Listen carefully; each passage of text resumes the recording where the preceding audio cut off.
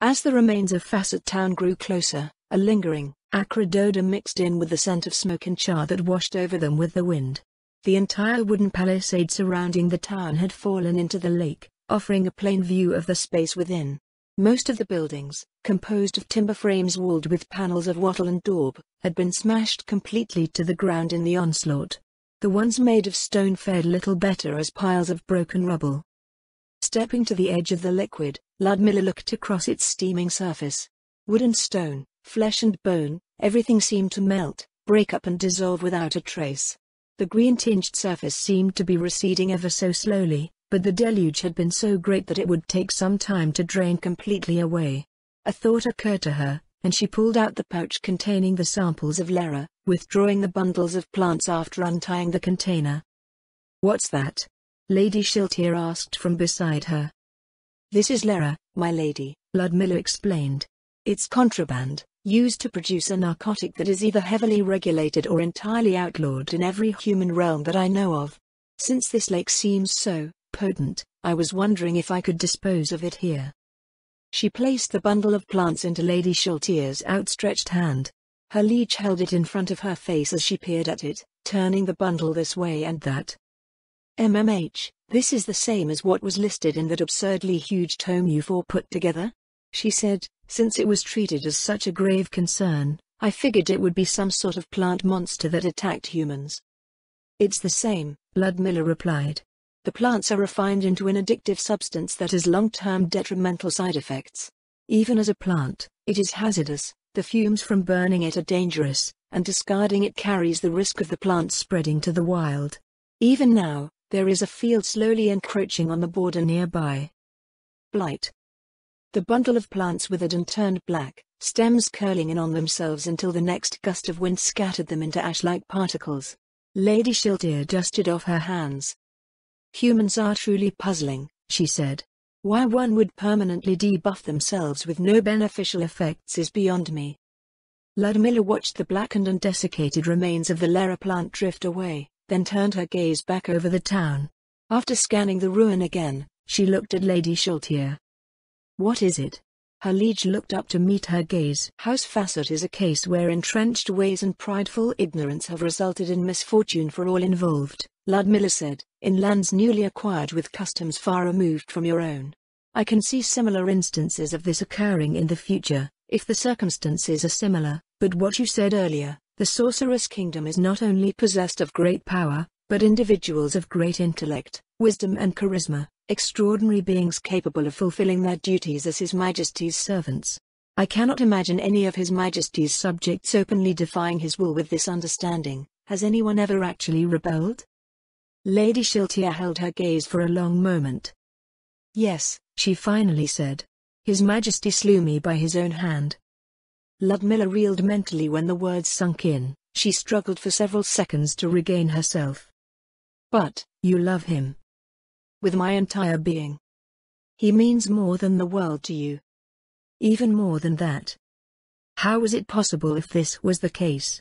Ludmilla was unable to grasp even the tiniest fragment of insight towards how this could be. "Then, when I spoke to you and your friends," Lady Shiltier said, "I meant every word that I said. I paid for my actions with my life. Worse yet, I lost my honor as His Majesty's vassal. I feel that recent events have cleansed my heart of shame, but, even now, I struggle to regain my place amongst my peers and make up for lost time in His Majesty's service." Ludmilla looked down to the cobblestones of the highway. She always felt that there was something going on, something that led such a woman standing so high above her to reach down to extend her hand towards an insignificant noble such as herself. The shadows of worry, uncertainty and self-doubt would sometimes seep out of Lady Shiltier's words and behavior. Now a key piece of that puzzle fell into place. "Also," Lady Shiltier continued, "what you said back there about mind control is correct, but not in the manner in which you measured its use. I, of all people, should know, and it's something that I considered after I sent you on your way with your new duties." Lady Shiltier reached into the air in front of her, withdrawing a ring with the appearance of unpolished steel. She held it up between the silken fingers of her glove. "With your duties," she said, "I have invested a substantial amount of authority in you, authority that you would continue to wield even if you were dominated with spells or abilities. A part of the reason why I sent my household to keep an eye on you was because of this, but, in the future, I may not be in a position to do so. This ring of mental fortitude will render you immune to harmful mind-affecting spells and abilities as long as it is not broken or removed. It should prevent the vast majority of attacks of this nature against you, but it is not foolproof. Should you be injured or restrained, it can be removed, and there is at least one other thing that will ignore the protection that it grants entirely. Lady Shiltia stepped forward and made to present the ring to Ludmilla, but then she stopped midway. Her expression shifted several times and her lips moved slightly as her gaze turned inwards. Ludmilla wanted to ask if anything was wrong, but remained respectfully silent. Your work here has proven that my trust in you has been well-founded so far, Lady Shiltia began. Neither sentimentality towards human ways nor the fact that your quarry is one of your own kind dissuades you from methodically pursuing your duties with a conviction tempered by prudence. However, her words trailed off into the night wind, and Ludmilla felt a knot of unease forming in the pit of her stomach. There was still the matter of her failure, despite being provided powerful subordinates and the authority to enforce His Majesty's will. Even with her friends and all of their retinues working together, Ludmilla had failed to accomplish all of that she had set out to do. Once again, I must apologize, my lady. Ludmilla lowered her head. Despite all that has been placed at my disposal, I was still unable to fully realize my objectives. In the silence that followed, she studied the frilled hem of Lady Shiltia's gown, awaiting some reprimand or judgment for her errors. The black fabric shifted over the pavement, and Ludmilla felt cool fingertips trace the line of her jaw before resting lightly under her chin. Raise your head, Ludmilla, Lady Shiltia said. Ludmilla did as she was instructed, her gaze meeting her liege's own. Lady Shiltia's crimson eyes glowed in the night, the light from the fires nearby played over her pristine skin. Her lush, carmine lips were turned up slightly as she looked up at Ludmilla in bemusement. The appearance lurking beneath her beautiful form mirrored her expression curiously. A warrior you may be, Lady Shiltia told her as she lowered her hand, but I am not Gokaitas, willfully bound by some stern and rigid martial code. I bid you to carry out your new duties under my authority and sent you on your way. I never actually sent you out with any specific objectives to accomplish. My purpose was to see what you would do with undeniable power at your command, and the results have pleased me greatly. As such, you are to continue to serve me in this capacity for as long as you are fit to do so. Ludmilla breathed a sigh of relief, and Lady Shiltia once again held up the ring. A serious expression replaced her bemused smile. The reason for my hesitation just now concerns something on my end, Lady Shiltia said. My duties have expanded far beyond the scope of my own experience, and I was considering expanding your own duties to enlist your assistance. For the time being, I have matters well in hand, but it is far more complex than straightforwardly killing intruders or dealing with people that run afoul of our ways, thus errors and even minor issues may be far more problematic. I am at your service, my lady, Ludmilla said, but I cannot say whether what I can provide would be of any real assistance or not. What was it that you needed help with? You've seen the dragons flying over the city? I have, my lady, Ludmilla replied. Lord Mayor mentioned that you brought them from the north, but most of the nobles assumed that it's related to the events revolving around the formal announcement concerning the Empire. In that, they are correct, Lady Shiltia nodded slightly, but it's also an opening evaluation on how they can be employed. After the festivities end, they will become the backbone of the Sorceress Kingdom's aerial transportation network.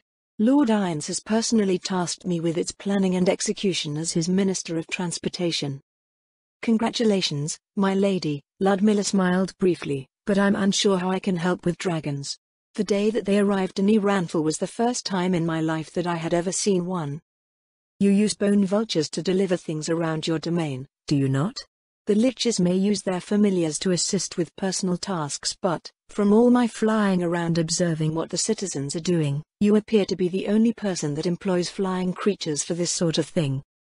Anyone who has had something stolen from them by a raven should understand that flying creatures can carry things, Ludmilla said. I find it hard to imagine that no one has thought of this. Coming up with previously unheard of concepts and finding ways to make them work is much rarer than you might believe, Lady Shiltia replied. We often witness His Majesty accomplish unfathomable feats that appear plainly obvious only in hindsight. One of your kind may witness birds carrying objects or prey, but they would not take this observation and turn it into a network of flying skeletal undead delivering goods all over the land. The thought would not have even occurred to them in the first place to try.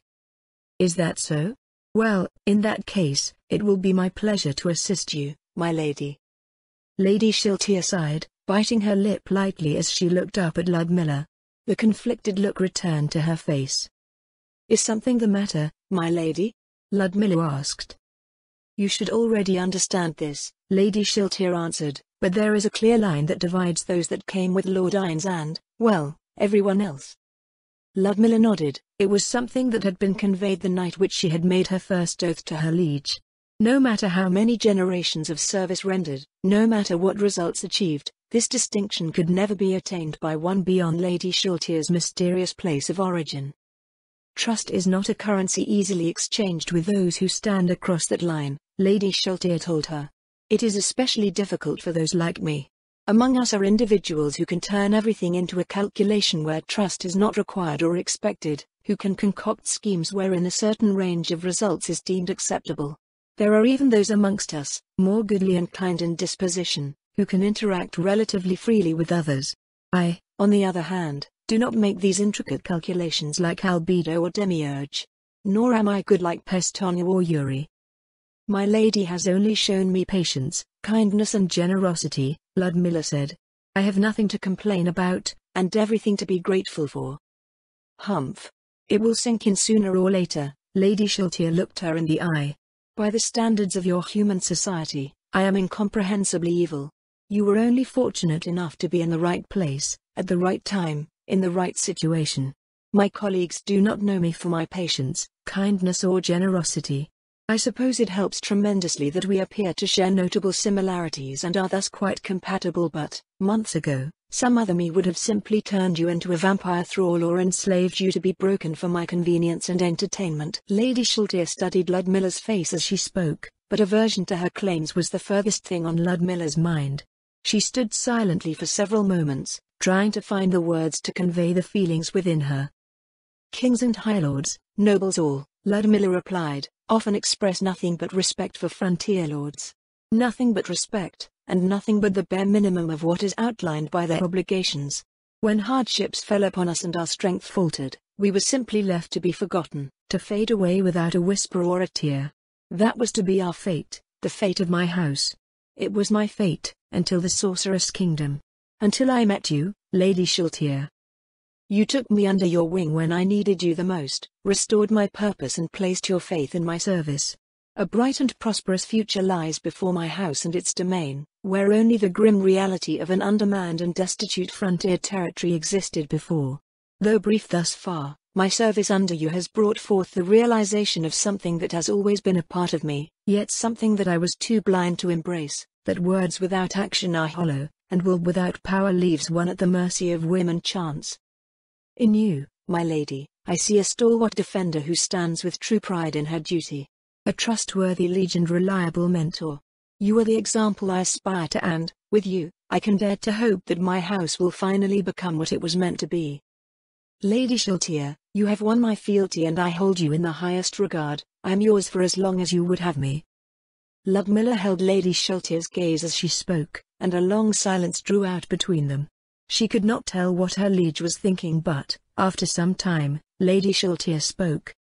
It truly doesn't bother you that you serve under an evil liege? Lady Shiltia asked quietly. I'm not going away any time in the foreseeable future, being undead and all that. If anything, my lady, Ludmilla replied, the fact that you will always be there is a great comfort. Fealty and obligation are a noble's honor, not adherence to tenets of good or evil. Nobles exist to uphold order, to be an instrument of our liege's will is the essence of chivalry. As long as those that lead provide us a clear vision to follow, it would be rare to go astray.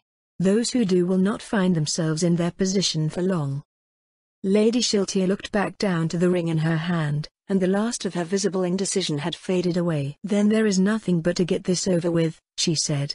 I believe I know your character well enough to understand that you mean every bit of what you say, but there will always be whispered doubts, and even I myself may come to question things once in a while for various reasons.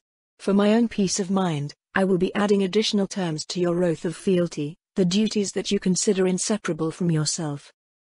Ludmilla genuflected before her liege, kneeling over the rough cobblestones of the pavement as she looked up and waited upon Lady Shiltir. Swear to me, Ludmilla Zaradnik, Lady Shiltir said, that you will always perform your duties in good faith and provide honest counsel in your service as you assist me in my tasks. I, Ludmilla Zaradnik, hereby swear to you, Shiltir Bloodfallen, that I will always perform my duties in good faith and provide honest counsel in my service as I assist you in your tasks. Swear that you will be truthful with me in all the things that matter, even though you may fear the outcomes that the truth may bring. I swear that I will be truthful to you in all the things that matter, even though I may fear the outcomes that the truth may bring. How did you feel about the entertainment part? Entertainment, my lady? Ludmilla tilted her head slightly. I know a few old stories, and Clara doesn't cover her ears when I sing anymore. Maybe I could hire a bard or... Never mind. The glowing crimson irises of Lady Shiltir's eyes flared, and Ludmilla felt a jarring sensation as control over her body was wrested from her will. Her liege drew nearer, until her closeness was a tangible feeling in the air between them. Lady Shiltir slowly leaned towards her, gaze lidded, then stopped. She closed her eyes and let out a long breath before straightening again. Hold out your left hand, Lady Shiltir instructed. Yes, my lady. Ludmilla raised her hand towards her. Even your voice under my domination is indistinguishable from your regular tone now, Lady Shiltir muttered. Ludmilla watched as Lady Shiltir took her hand in hers, carefully slipping the ring onto her middle finger. The band of cool, grey metal adjusted itself to fit comfortably against her skin. When it did so, Ludmilla regained control of herself. When this ring protects you from a detrimental spell, skill, ability or effect, Lady Shiltir said, it will glow with the dull, grey light that you see right now. It will do so even if you are not being targeted specifically, so it may provide hints as to what is happening to those around you, even if you yourself have not fallen victim to the same condition. It also complements your talent well. No longer will you be affected by attacks that attempt to create false sensory information in your mind that true sight does not provide proof against, further limiting the ways by which you can be deceived. Ludmilla held up the ring, watching the barely perceptible glow fade away. It looked nothing more than a thin, unmarked band of metal without it. This ring looks fragile, my lady, she said. You mentioned that it won't work if it breaks. Should I be protecting it somehow? The material that the ring is fashioned from is at least 3 times as strong as adamantite, Lady Shiltir replied. It would be far easier to remove your hand than try to break that ring on your finger. Ludmilla absently ran her hand over her steel bracer. Maybe she should worry less about buying new clothing and look for new armor. She returned to her feet as Lady Shiltir stretched, taking another deep breath and releasing it. Now that all that awkwardness is behind us, she said in a much more relaxed tone, we should see to dealing with this territory. Ludmilla was so focused on her exchange with Lady Shiltir that she nearly put the burning ruins of the town right next to them out of her mind. What did you have in mind, my lady? She asked. Well, Lady Shiltir held up her hand, counting off a list with her fingers. The town doesn't seem to have any survivors, so I guess the fleeing mercenaries are next. After that, we can go after those people your party identified as ringleaders and such. Then, everyone else? There are probably around 20,000 people left in Facet County, my lady, Ludmilla said. At least assuming our information is correct and half of the original population fled in the weeks after Katsa. We'll be here for quite a long time if you propose to hunt them all down. I'm sure you'll figure something out by the time we finish with the first few, Lady Shiltir replied. As for those, you have ranger levels, yes? I should be able to track them, if that is what you are asking, Ludmilla nodded. Considering the time that has passed, they won't be able to escape, though the border with Riestais is still only a half a day away for those unskilled in negotiating the wild. We should cut off any attempts to flee in that direction first. Seeing Lady Shiltir's slight nod, Ludmilla broke out into a light run around the remains of the town. She slowed down on the opposite end, where the highway continued onwards towards the border. It looks like a large group fled through here, Ludmilla said as she examined the disturbed terrain of their surroundings. Most of them probably followed the highway, but it looks like a few split off into the forest. Several vampire wolves leapt out of Lady Shulteer's shadow and dashed up the highway, accompanied by a swarm of bats. They should be able to find the ones along the road quickly, Lady Shulteer said. Ludmilla plunged into the woods, weaving her way swiftly through the trampled undergrowth left in the wake of their quarry. The trail grew more ragged and the footprints left behind grew shorter. Soon, she spotted men in familiar equipment forcing their way noisily through the trees not far ahead. She slowed her pace a distance behind the three mercenaries, who appeared oblivious to the fact that they were being pursued, considering how to best remove them. The mercenaries in the employ of Count Facet wore well-crafted chainmail over a quilted gambesine, so she wasn't sure if she could do enough with a single arrow. It didn't help that they were moving erratically as they struggled through the brush.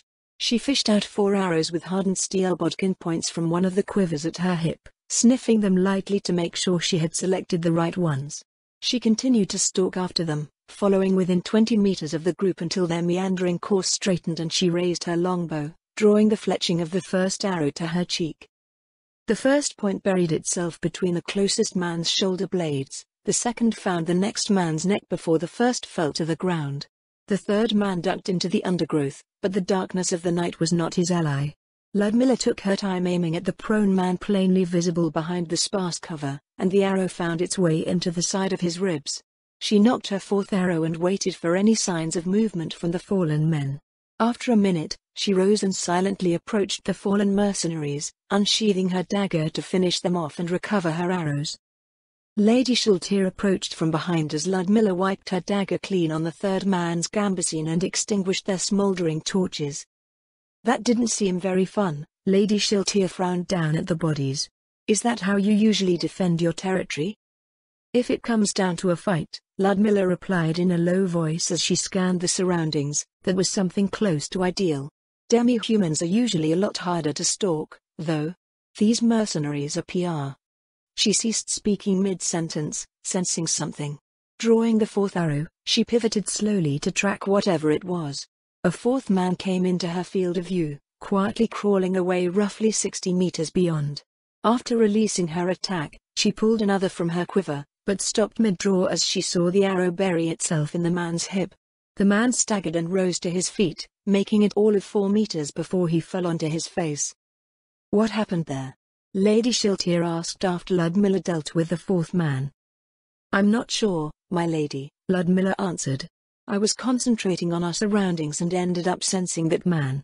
I know what the feeling that accompanied it was, though. It's the same feeling I had following the meeting at Wagner Manor, after I was able to rein everything in.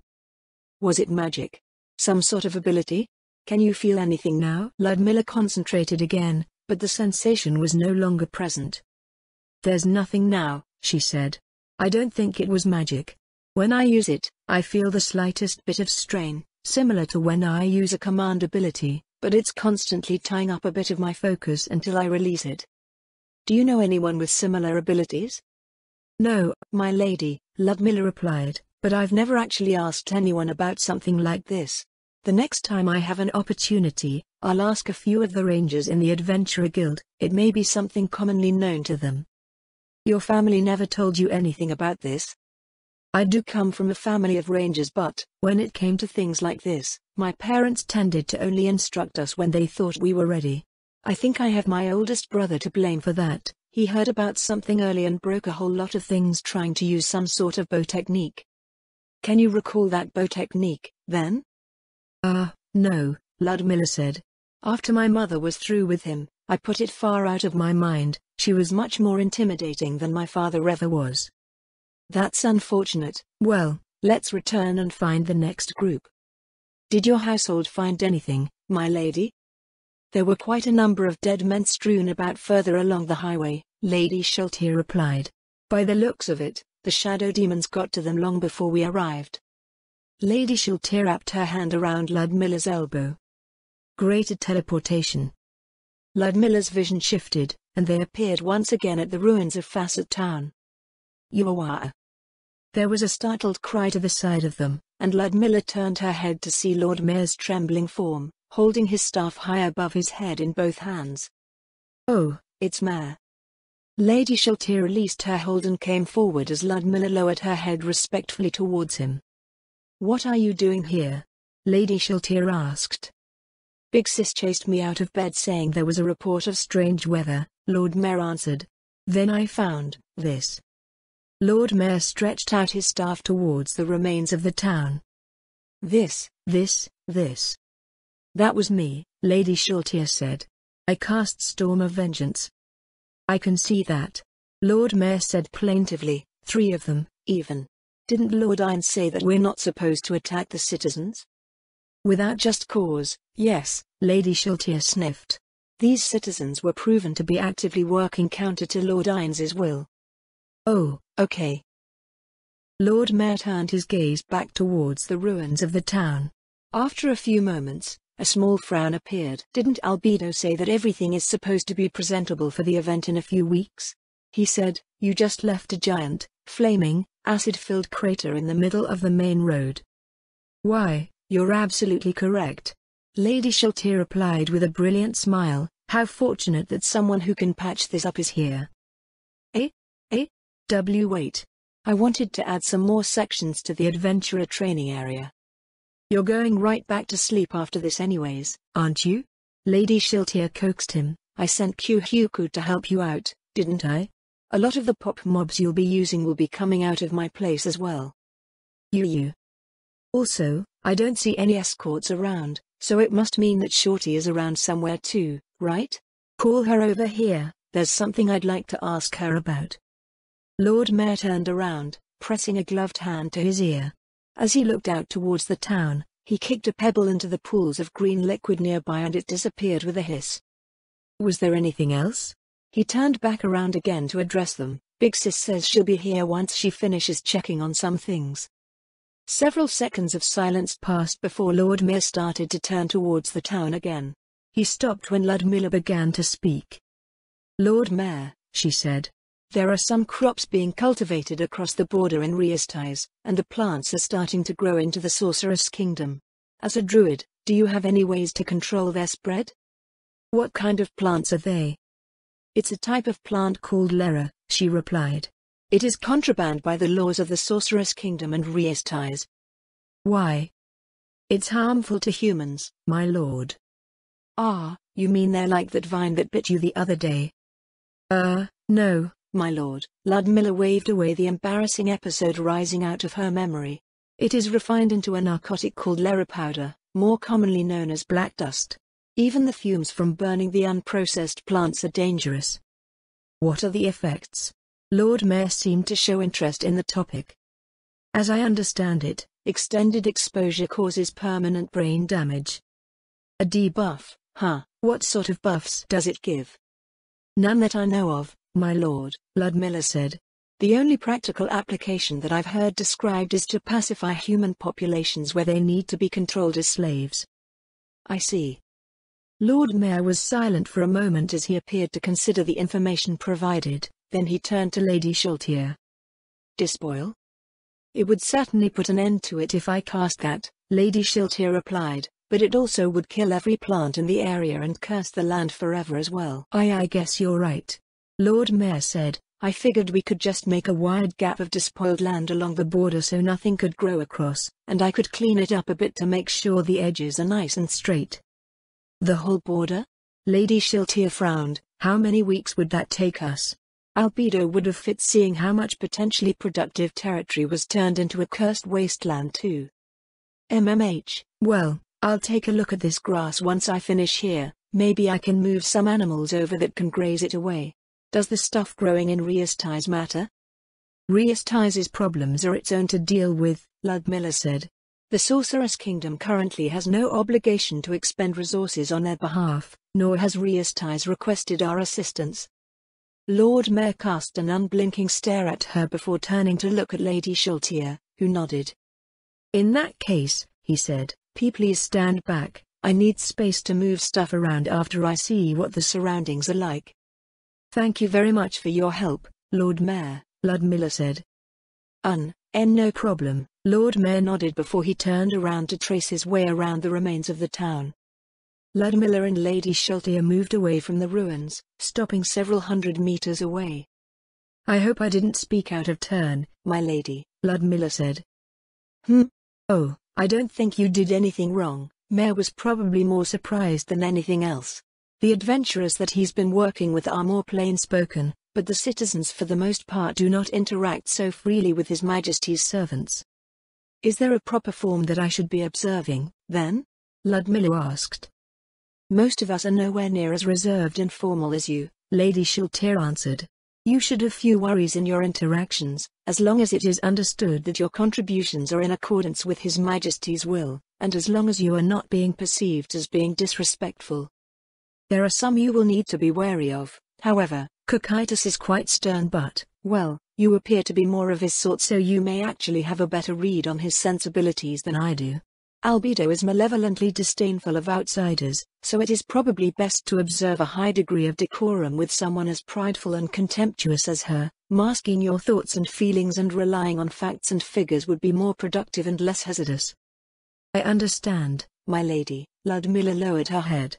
"Thank you." Lady Shiltir's words reminded her of one more thing. Ludmilla reached into the small satchel at the back of her belt and withdrew the pristine white mask.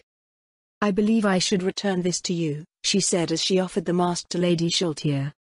"Ah, yes, the name, and the mask, how did they work out for you?" Her liege held out her hand to receive the item as Ludmilla pondered how she should reply. Aside from thoroughly confusing Count Facet, she didn't feel that the mask had accomplished anything. "The name, Camilla, is quite gratifying, my lady.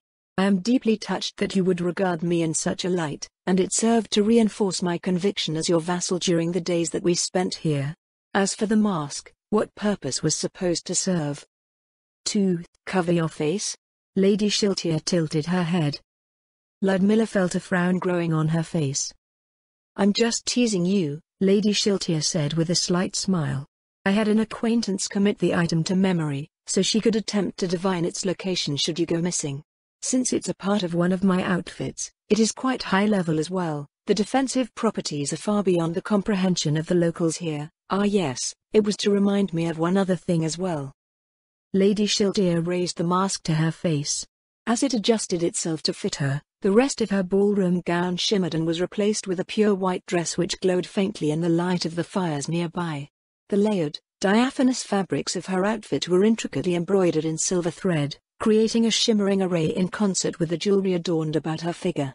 Large, gemmed brooches fastened the light silks woven about her form like strands of glowing moonlight. Her appearance was reminiscent of a pristine field of virgin snow, glimmering in the soft illumination.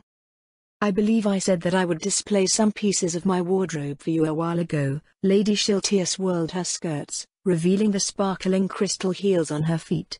"What do you think?" Faced with the vision of ephemeral beauty before her, Ludmilla felt that she lacked the vocabulary to properly describe what she perceived. The outfit covered Lady Shiltir's form almost entirely, and the only signs of her other appearance were the exposed skin of her nape and ears, as well as the long, taloned fingers coming out of the fingerless gloves. The alabaster frills fluttered lightly in the night wind as she tried to form an appropriate response. "Aside from your usual gown, my lady," she finally said, "I've never seen such fantastic clothing in my life. I'm afraid I don't even have the sense to appreciate its full value." Lutzi would surely be beside herself in excitement. "My wardrobe contains a vast selection far beyond that which you may see in these lands," Lady Shiltir said proudly. "I have everything from nightwear to full sets of matching armor and weapons. I've even picked out a few that I think will be useful to you in at least a couple of areas.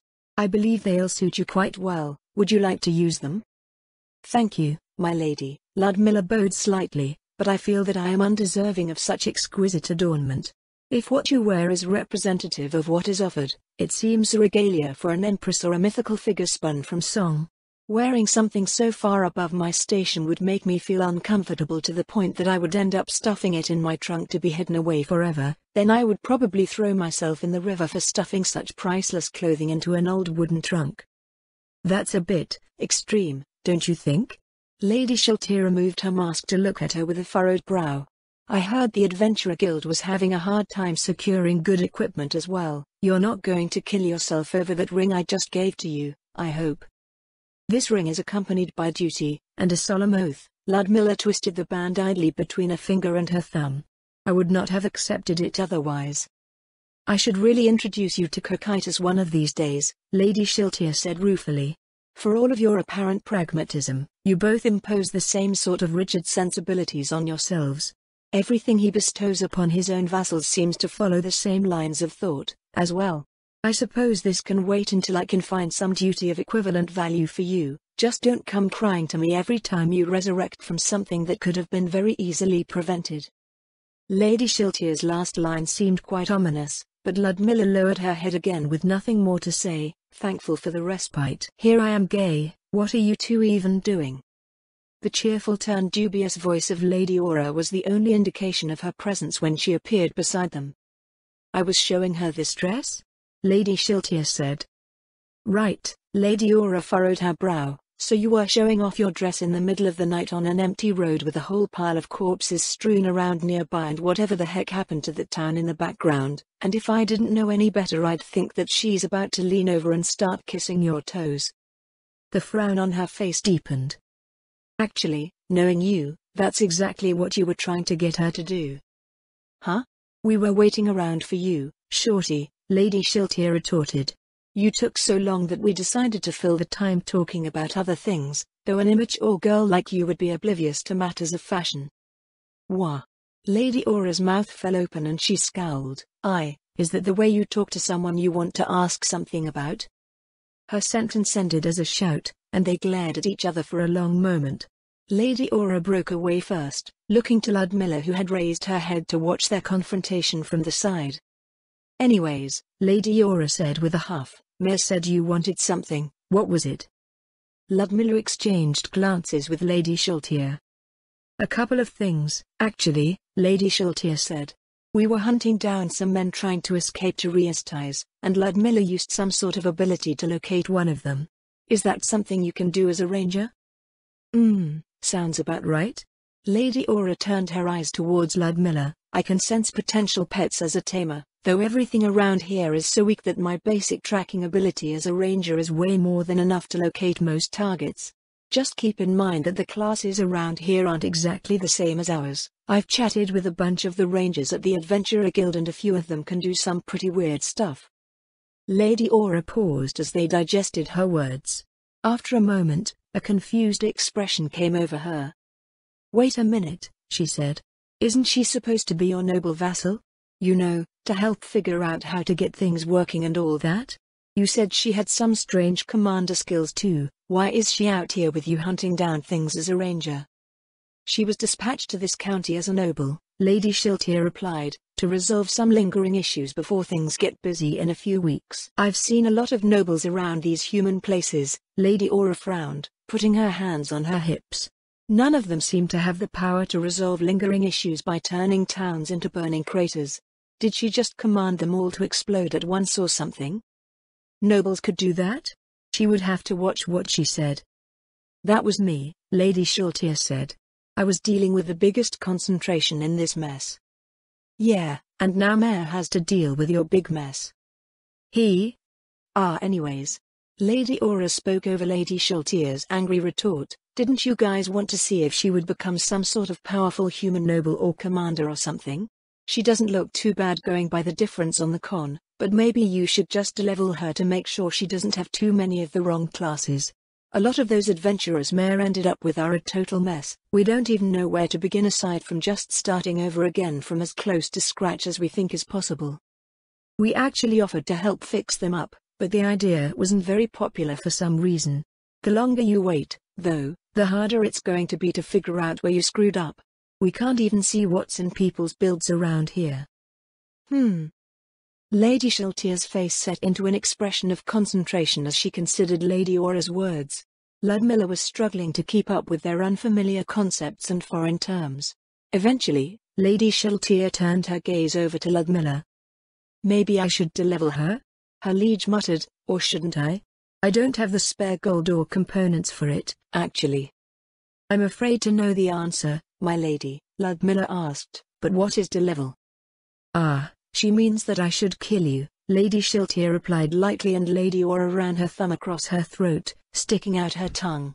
You'll lose a few levels after being resurrected, and we repeat the process until all the undesirable levels are shed, or we deem that you're too low level to resurrect again. It's entirely academic at the moment, Lady Shiltier continued, since I don't have what is needed on hand. She's an adventurer too, Lady Aura offered helpfully, so maybe you can have the Adventurer Guild subsidize it. Ludmilla abandoned her attempts to piece together what was going on and went along with the surreal discussion. I don't understand, she said. Is there something wrong with being a ranger, Lady Aura? There's nothing wrong with being a ranger, Lady Aura said defensively. But you're supposed to be some sort of noble, aren't you? With command abilities and everything, they even work on things that they aren't supposed to. That's way more powerful than what the humans around here can achieve on their own. Ah yes, Lady Shiltier said, I forgot to mention that you're quite popular amongst your undead subordinates. I'm popular, Lady Shiltier? Ludmilla felt the discussion fly even further away. I hope you don't mind my asking how I became popular. I didn't even know that they cared. Well, of course they do, her liege replied matter-of-factly. We're not sure how exactly you're doing it, but the bonuses you convey by being their commander improve their performance. It means that they can serve His Majesty better than they could normally. I think someone calculated a week or so ago that it roughly comes out to a 2.5% bonus in the overall performance of mid-level undead summons. That means they can do 2.5% more for His Majesty. That's right, Lady Aura nodded. Everyone wants to do better for Lord Ines, so you're a popular assignment. 2.5% more popular, Lady Shiltier added, which basically makes you the second most popular human in the Sorcerer's Kingdom. Second, who is the first? That would be Oriole Omega, Lady Shiltier said.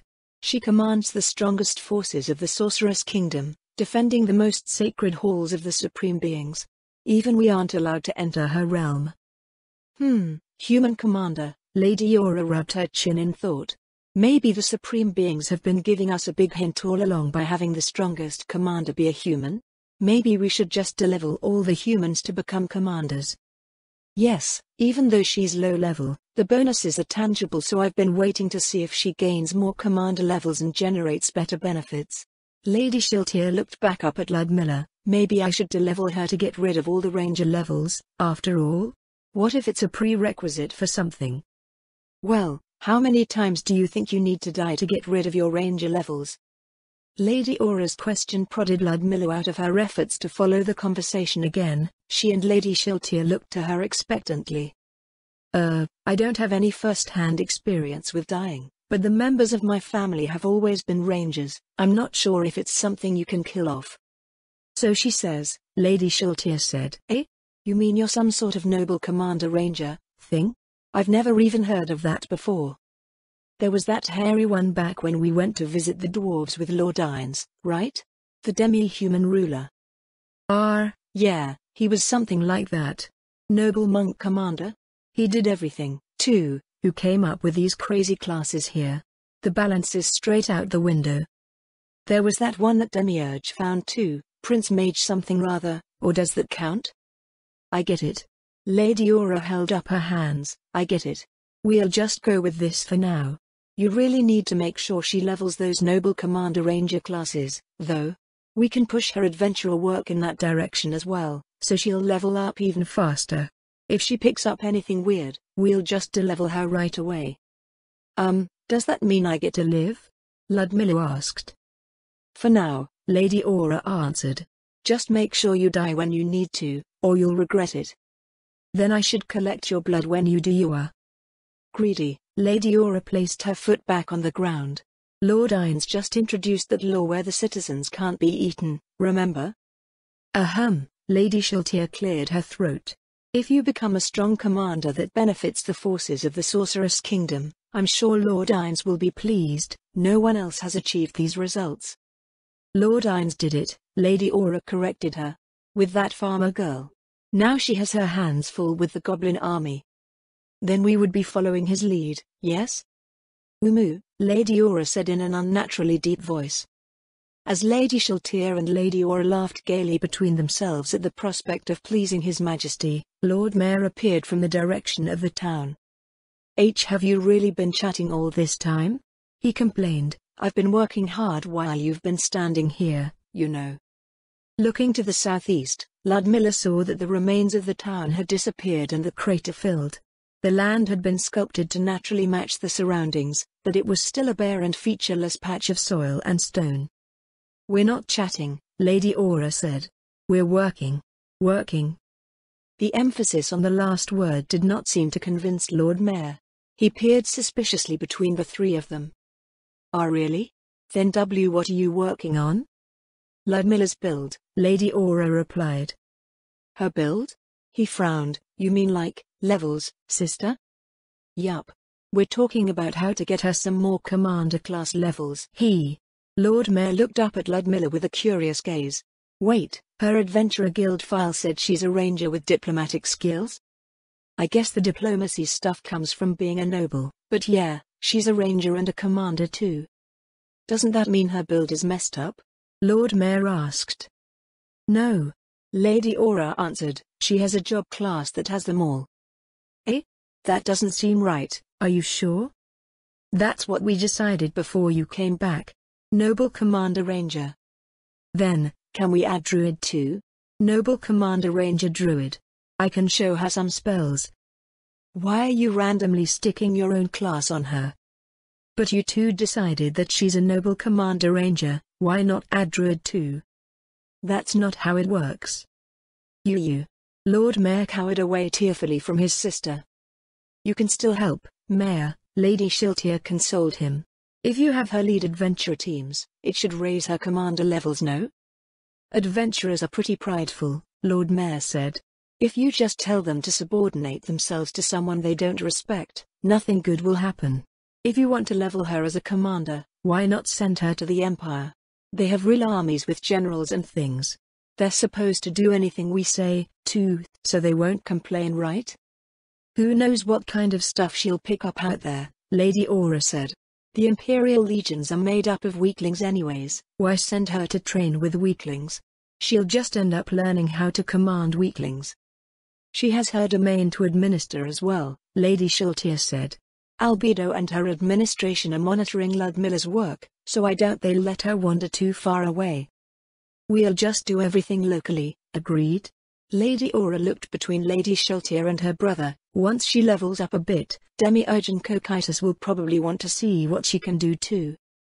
Lady Shiltier turned to Ludmilla, who had been silently waiting to her side as they discussed between themselves. "Isn't that great, Ludmilla?" She smiled. "There are many expectations for you to fulfill." "I have a lot of work ahead of me, I suppose." Ludmilla lowered her head towards them.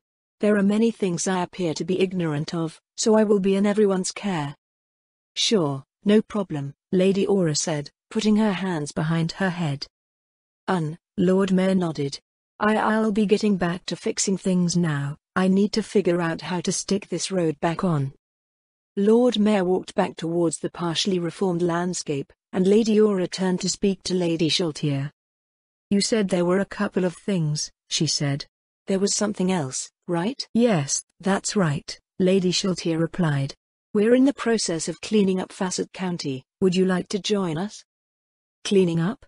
Lady Aura glanced over to where the town once stood. "What does that mean, exactly?" "Ludmilla's party has been working on the problem for a few days, so she should have all the details."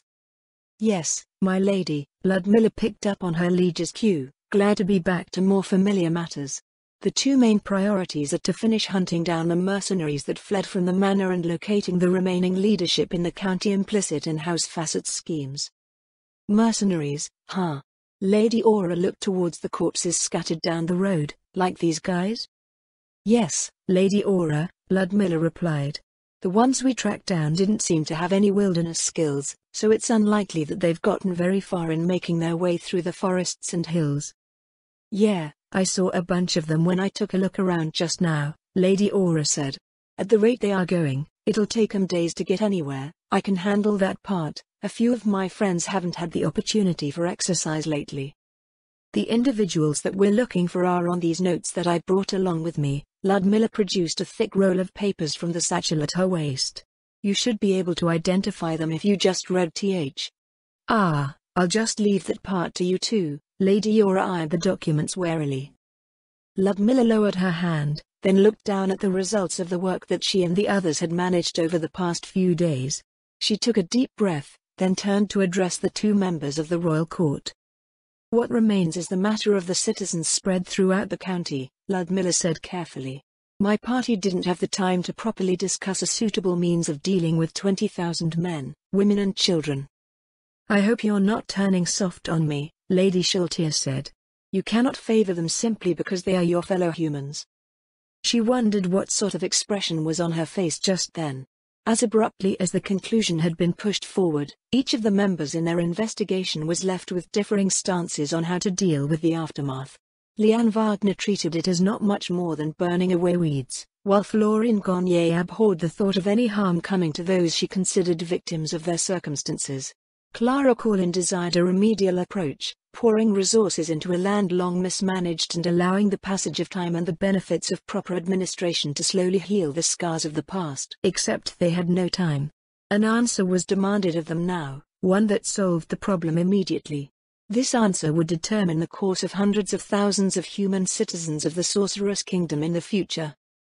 Growing up as close friends, Ludmilla also tended to approach things holistically like Clara Corlin, but she did not share the same open-handed benevolence, instead measuring things with the utilitarian mindset of a frontier noble. Then there was the fact that she had pledged herself to supporting Lady Shiltier in her duties, putting her in a strange place between humanity and the mysterious overarching order of those who came with His Majesty. Lady Shiltier had forewarned her of this, but little did Ludmilla realize at the time that she would be faced with such a dilemma mere days after. Looking up at the expectant gazes of Lady Shiltier and Lady Aura, she made up her mind. "That is something I will always feel somewhere, I think," Ludmilla admitted, "but, rationally speaking, I will not allow it to factor into my judgment. As things stand, there is no place for them in the Sorceress Kingdom. The nobility is having a difficult enough time juggling the realities of the new systems introduced by the administration. Even without this, no noble will risk the potential influences that their tenancy would bring, knowing the fate of House Facet and its vassals." "What are you proposing, then?" Lady Shiltier asked. "There must be clear consequences for their participation in the rebellious flaunting of this travesty against Lord Ains's will." "I agree, Lady Shiltier," Ludmilla nodded. "Therefore, if they do not wish to follow His Majesty as his subjects, they are no longer welcome in the Sorcerer's Kingdom. They will be exiled to Reasties." Both Lady Shiltier and Lady Aura audibly swallowed. "EEX?" Lady Aura was unable to finish the word, her face deathly pale. "Isn't that super harsh? We should just mercifully kill them so they can at least be useful to Lord Ains's corpses, yes? There is a clear reason for this exile." Ludmilla shook her head. "These people will live out the remainder of their lives beyond the borders of the Sorceress Kingdom as a statement that, under no uncertain terms, will we harbor any who would oppose His Majesty's will. The Sorceress Kingdom is to shine as a beacon of prosperity and harmony for all the world to see, and they will be forever cast out from the light of His Majesty's grace and benevolence." Long minutes passed between them in silence. Lady Aura's face had turned into an emotionless mask, save for the small furrow in her brow. Lady Shiltier, however, had a range of complicated expressions shifting over her face as she looked down to the ground with her head in her hands. "Oh oi, Shiltier," Lady Aura finally spoke. "Yes?" Lady Shiltier replied in a tiny voice. "How did you raise a vassal more ruthless than Albedo?" "Wah. I didn't do anything of the sort. This is an unthinkable punishment. I would rather serve as a piece of furniture for the rest of eternity than be EEX, that. Didn't you call it a reward when Lord Ains used you as a chair? Then, torture. An eternity of torture by Neuronist would be preferable to this fate." As they shifted uncomfortably, Lord Mayor returned from where the town once stood, his feet pattering across the cobblestones. "I'm back, what's wrong?" "Run away, Mayor," Lady Shiltier's trembling voice implored weakly. "Ludmilla, she. Eh? Just run." Lady Aura turned to push him away. "You can't hear this, you'll take irreversible mental damage." What? Lord Mayor exclaimed in a panic as his feet carried him away. Was she always that powerful? The pattering of his steps across the cobblestones disappeared towards where the town once stood. Lady Aura took a deep breath. "If we're going to do this," she said, "we need to get it done quick. Ludmilla, you can't say anything like that to Mayor, okay? He'll cry for a year straight at the thought, and then he'll burst into tears every time he's reminded of what you said. Ludmilla quickly nodded, wondering what sort of trap lurked beneath Lord Mayor's adorable appearance. Understood, Lady Aura, Ludmilla replied. Let's get to work, then.